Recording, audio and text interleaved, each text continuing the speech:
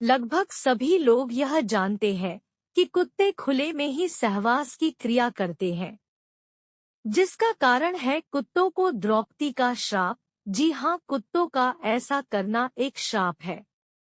कुत्तों को महाभारत के काल से ही श्राप दिया गया था।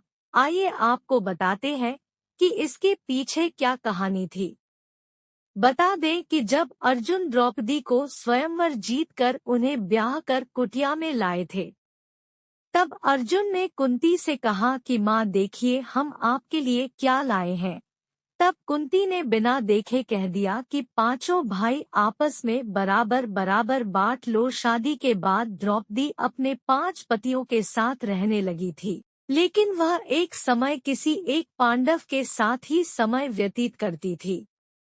जब द्रौपदी अपने कक्ष में किसी एक पांडव के साथ समय व्यतीत करती थी तो वह पांडव दरवाजे के सामने अपनी चरण पादुका रख देते थे।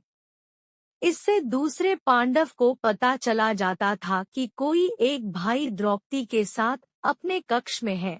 लेकिन एक दिन ऐसी घटना हो गई कि दरवाजे के पास रखे चरण पादुका को कुत्ता ढूंढते ढूंढते मुंह में उठाकर दूर जंगल में ले गया। इस दौरान जब दूसरा भाई द्रौपदी के कक्ष की तरफ गए तो उन्होंने यह देखा कि दरवाजे पर कोई भी चरण पादुका नहीं है, तो उन्हें लगा कि द्रौपदी के कक्ष में कोई नहीं है।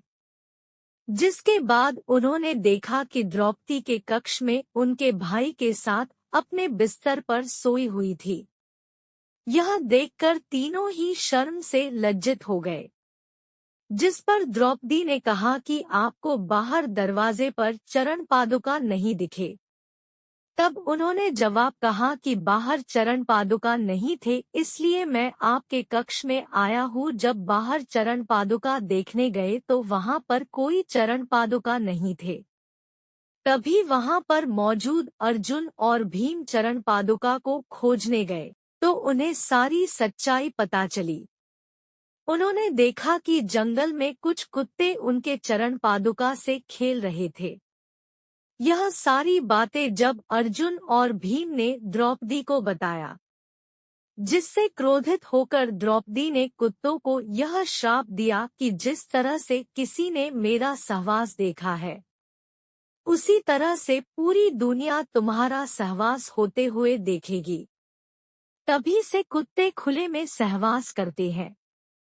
दोस्तों, आपको कहानी पसंद आई हो तो वीडियो को लाइक, शेयर और चैनल को सब्सक्राइब जरूर कीजिएगा ताकि ऐसे ही ज्ञान भरी कहानी आपको देखने को मिलती रहे।